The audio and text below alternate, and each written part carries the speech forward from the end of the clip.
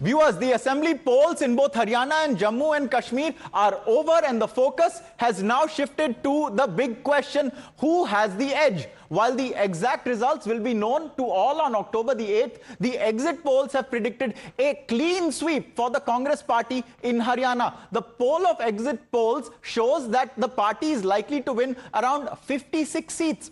If the prediction holds true, then there will be no hat-trick for the Bharatiya Janata Party in the state of Haryana. Now, let's take a look at how the poll of polls for Haryana looks like. If you see, we have 6 exit polls here, and in all of them, across all of them, the BJP is being projected to win somewhere between 21 to 31 seats. So that is the spectrum of the BJP. That comes to about 25 in the poll of polls. That is the mean. On the other hand, just take a look at the Congress in a state where 46 is the mark required to secure a majority, to cross the halfway mark. The Congress is estimated to win somewhere in the region of between 49 to 59 seats. So there are 2 projections giving the Congress as many as 59 seats. And if the poll of polls is to be believed, the Congress may settle at somewhere like 56 seats, which will give it a handsome majority and will put it in line to form the next government. The prospective kingmaker, JJP, is far from being a kingmaker on the ground. It is perhaps going to struggle even to open its account. And the other parties are also here, the Aam Aadmi Party among them, which may scrap for whatever seats the 2 big parties cannot pick up. It doesn't look very good for the Aam Aadmi Party. So that is essentially what we are looking at in Haryana. Now, the Congress party is enthused by these results. The Congress party has been saying the entire time that it is going to come to power in the state, and it is very upbeat and confident that the exit poll projections will prove true and they will form the next government. Let's listen into what the Congress has to say. We are forming the government with comfortable majority. So the BJP is still saying that these are not the real numbers and they are going to form the government. Let them say whatever say. But you will see on the 8th, people have decided Congress is going to form the government. One last question, sir. As the BJP is still questioning that who is going to represent the Congress party if they will come to power, because many of these leaders are having aspirations, whether it is Kumari Shelja or Randeep Singh Surjewala. How do you react to this, sir? What is the harm in having aspirations? Everybody should have aspirations. Politics is such. But the procedure of Congress, MLA will be given, the MLA would give their opinion and High Command will decide. So was that the future Haryana Chief Minister speaking? He is already served as CM before, but BS Huda is quite confident. On the other hand, the BJP asserts that these projections will be proven to be wrong and the BJP will come to power in Haryana for the 3rd time in a row. पूरे बहुमत से Bharatiya Janata party की सरकार आएगी, 8 तारीख को आएगी, पूर्ण बहुमत के साथ आएगी। हमें पूरा विश्वास है।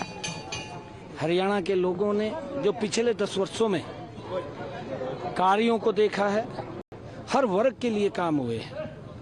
हरियाणा को क्षेत्रवाद से मुक्ति दिलाई है, हरियाणा को परिवारवाद से मुक्ति दिलाई है, हरियाणा से जो भेदभाव होता था उससे मुक्ति दिलाने का काम हमारी सरकार ने 10 वर्षों में किया है।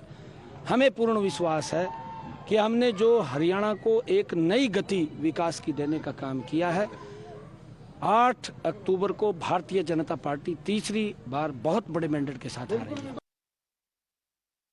जो चुनाव से पहले का माहौल के आधार पर मैं कह रहा हूं कि एग्जिट पोल गलत होगा और भारतीय जनता पार्टी सरकार बनाएगी।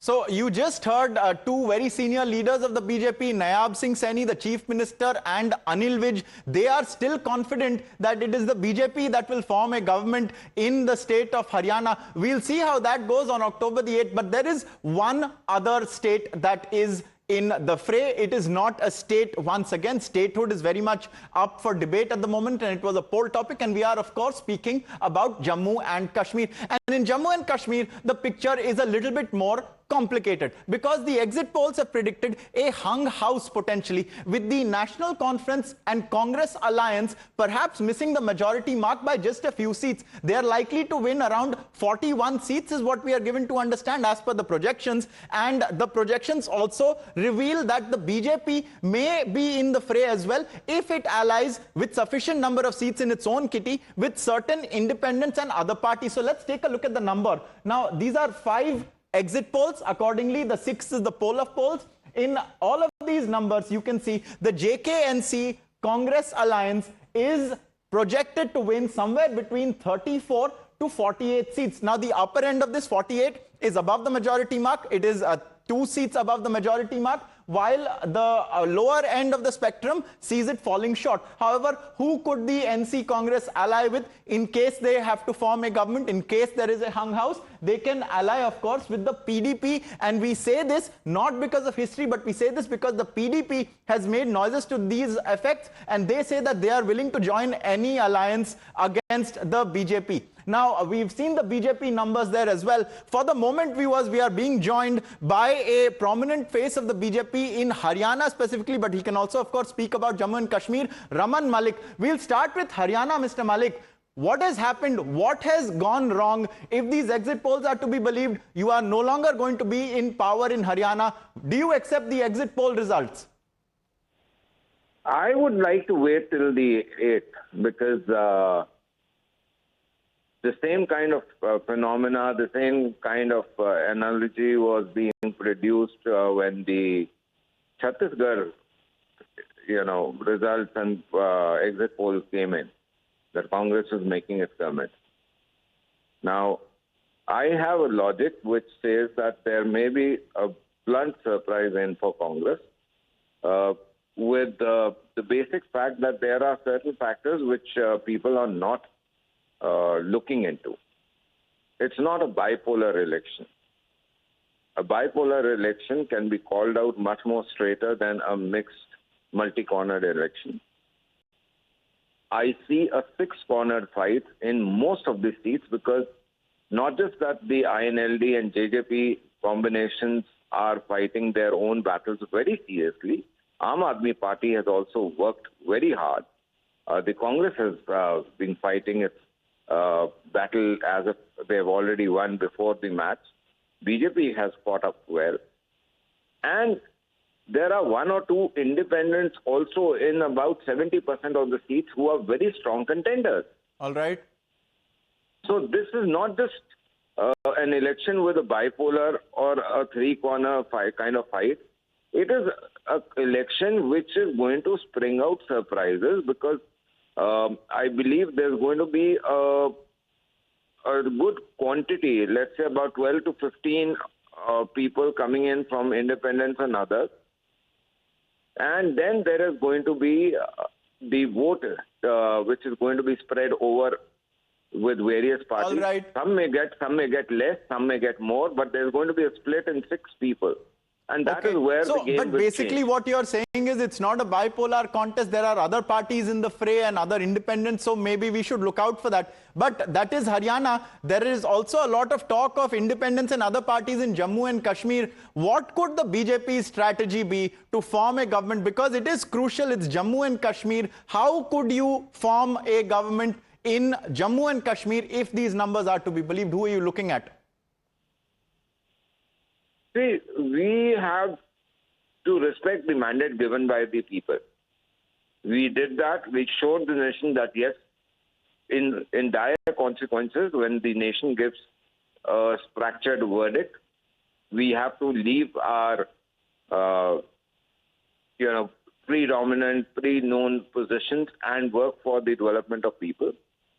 We will look at the time when we cross the bridge, but yes, we have shown in past that even when we had just 2 MLAs, we made the government. Mm-hmm. So here we are talking about sizable numbers. Right. And sizable number gives us the leverage. But at the same point, there has to be one thing which has to be respected, and that is that anything which is against the national interest should not be done. All right. And that BJP will not. Essentially, Raman Malik, what I'm reading from you is that there is an open invite from the BJP to those parties who stand with the nation. If anyone wants to stand with the nation, they are open, and you are open to allying with them to perhaps form a government in Jammu and Kashmir if you get the sizable numbers that you are speaking about. Mr. Raman Malik, thank you so much for speaking to us.